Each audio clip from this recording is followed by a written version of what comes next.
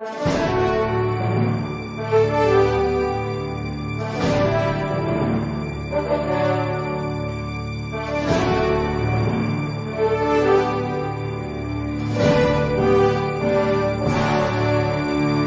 nós gostaríamos de falar a respeito da vocação para a vida religiosa.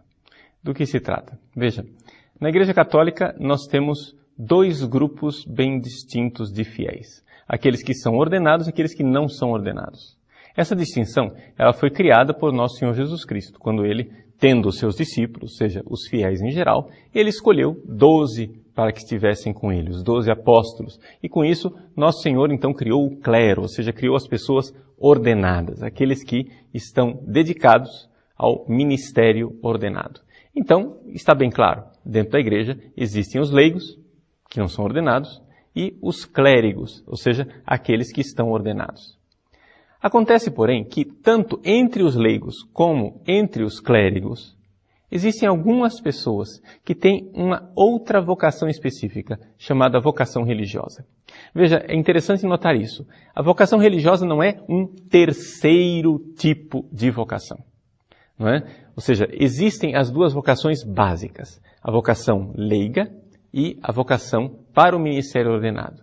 Agora, entre estas duas realidades, esses dois grupos de fiéis, Deus chama também pessoas para se consagrarem de forma radical e que se entregam a Deus de forma radical na sua consagração batismal. Então, o que é a vocação religiosa? A vocação religiosa é uma forma de se viver de forma radical o próprio batismo, a própria entrega a Deus. A vida do batizado é uma vida de combate à idolatria. Nós podemos colocar criaturas no lugar de Deus. Essas criaturas podem ser coisas, podem ser outras pessoas, ou pode ser até nós mesmos. Então, numa vontade decidida de combater a idolatria, essas pessoas adotam um estilo de vida que nós chamamos voto de pobreza, castidade e obediência. Com o voto de pobreza, o religioso quer combater a idolatria das coisas. Ou seja, ele quer praticar um desapego aos bens materiais, de tal forma que ele, assim, viva um verdadeiro combate à idolatria de colocar bens materiais no lugar de Deus. Depois, ele também pode colocar pessoas no lugar de Deus. Pois bem, ao colocar pessoas no lugar de Deus, ele combate isso com o voto de castidade. E uma castidade que não significa simplesmente não ter relações sexuais, mas que é muito mais profunda do que isso. Uma castidade que significa amar sem possuir. Por exemplo, quantos religiosos vivem as transferências, principalmente naquelas congregações de vida apostólica, onde as pessoas são transferidas de um lugar para o outro e devem exercitar continuamente o desapego, um exercício do amor que não possui. E então, com isso, estão combatendo a idolatria. E, finalmente, a idolatria da sua própria vontade, das suas veleidades, dos seus caprichos, onde eu gostaria de ser Deus e gostaria que fosse feita a minha vontade assim na terra como no céu. Pois bem, isso não acontece se você viver a obediência. E o voto de obediência do religioso é muito mais radical do que simplesmente uma obediência que é vivida por um leigo ou obediência que é vivida por um sacerdote diocesano. Trata-se de uma obediência mais ampla, onde, de fato, a pessoa, de alguma forma, é quebrada naquela obediência.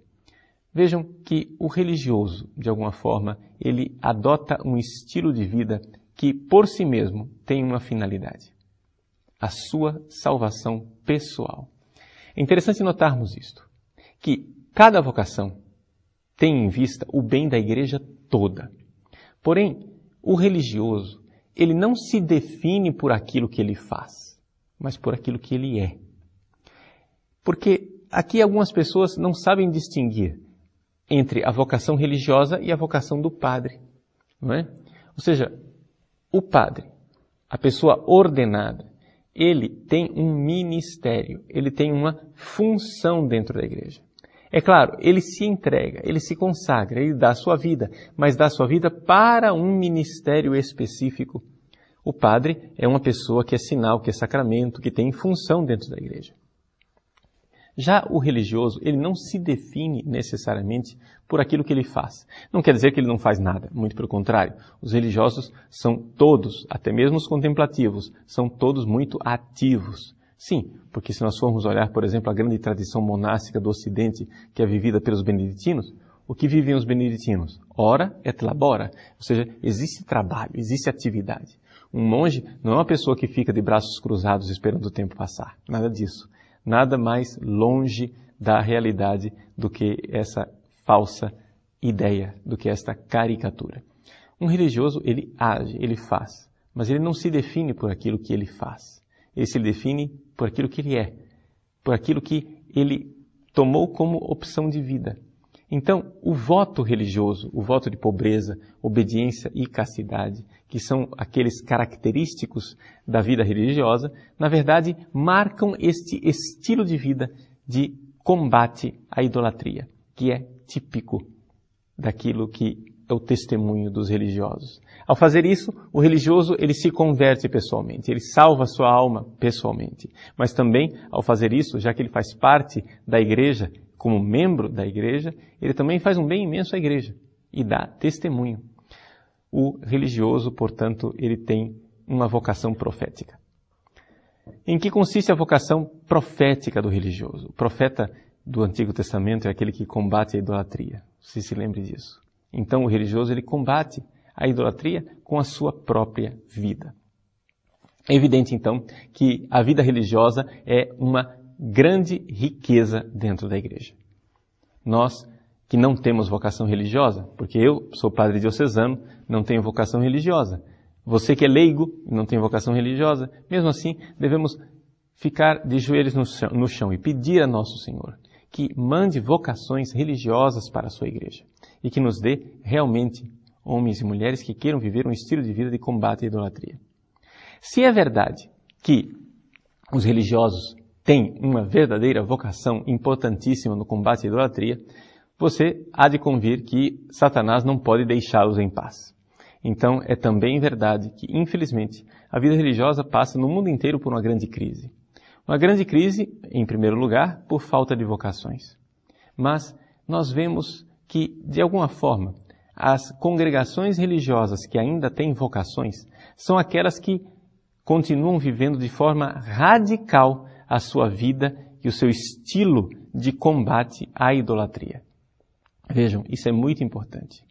Sim, existem congregações definhando. E, sinceramente, pelo estilo de vida que algumas delas levam, é melhor que definem mesmo. É melhor que fechem as portas.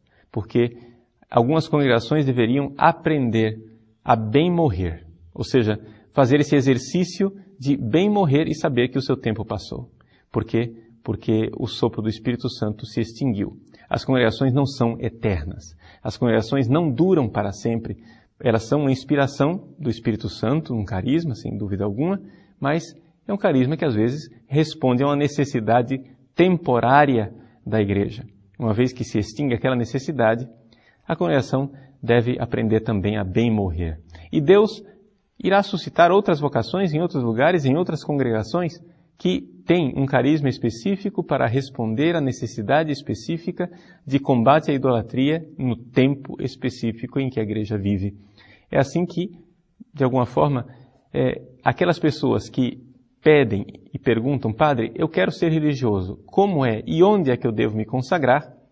A resposta que eu dou é esta, é que você veja em primeiro lugar se aquela comunidade religiosa, se aquela congregação religiosa está realmente vivendo o estilo de vida de combate à idolatria que é típico e específico da vida religiosa.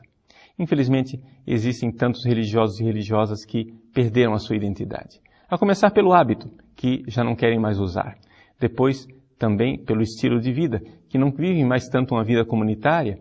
Quantos religiosos e religiosas vivem agora uma vida leiga, trabalhando em repartições públicas e simplesmente preocupados em trazer algum dinheiro para o caixa, para ver se conseguem sustentar uma congregação que, no fundo, é uma múmia que continua de pé, mas na verdade já está morta. Meus irmãos, é uma triste realidade de que, infelizmente, a vida religiosa, em alguns lugares, em muitos lugares, está em uma profunda crise.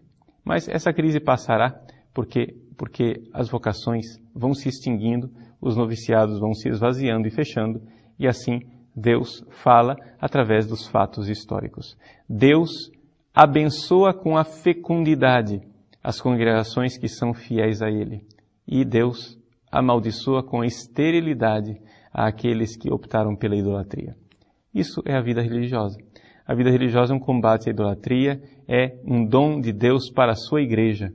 Reze para que eles continuem fiéis à vocação que lhes é própria e que nós sejamos agraciados com tantos irmãos e irmãs que, santos e santas de Deus, combatam a idolatria e deem esse grande testemunho profético dentro da igreja.